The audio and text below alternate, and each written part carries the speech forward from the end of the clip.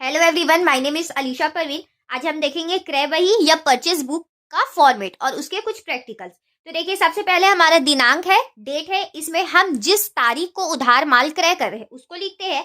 विवरण या पर्टिकुलर, इसमें हम जिस व्यापारी या संस्था से उधार माल खरीद रहे हैं उसका नाम यहाँ पे लिखते हैं। बीजक क्रमांक, यहाँ हम इनवॉइस नंबर लिखते हैं। हमारा खाता पृष्ठ संख्या के लिए होता है जिसमें इस प्रविष्टि की खतौनी की जाएगी।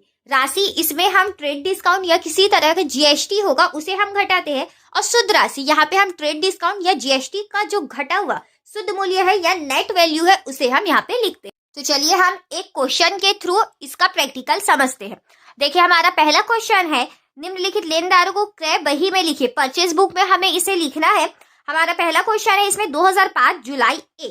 तो यहाँ पे हम दिनांक वाले कॉलम में आएंगे, डेट वाले कॉलम में आएंगे, इसका ईयर डालेंगे और इसका दिनांक डालेंगे 1 जुलाई।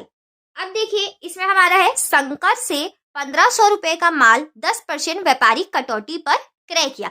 तो हम इसके लिए सबसे पहले किससे खरीद रहे हैं? शंकर से। तो यहाँ पे हम लिख लेंगे विवरण पर्टिकुलर वाले कॉलम में आके श्री शंकर, व्यापारी या किसी संस्था जिससे हम उधार माल खरीदते हैं। यहाँ पे हमने उसका नाम लिखा।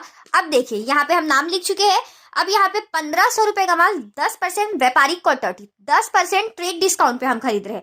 तो 1500 रुपए, तो यहाँ पे हम राशि वाले कॉलम में इसे लिख देंगे नेट वैल्यू, क्योंकि नहीं है अभी हम इसे नेट वैल्यू बनाएंगे। तो इसमें हमारा है 10% ट्रेड डिस्काउंट, तो यहाँ पे हम लिख देंगे घटाया या माइनस।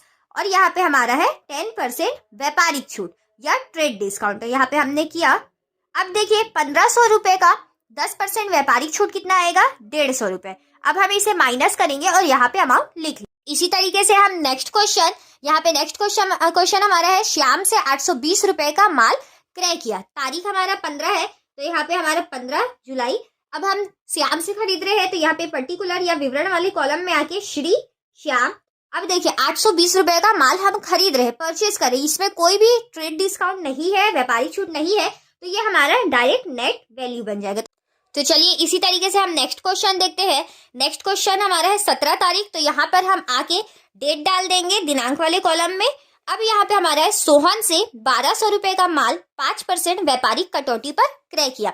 तो हमने सोहन से क्रय किया है, तो यहाँ विवरण पर्टिकुलर वाले कॉलम में श्री सोहन। अब कितना माल क्रय किया? 1200, जो कि नेट वैल्यू नहीं है, तो हम यहाँ पे अमाउंट वाले कॉलम में 1200 लिखेंगे।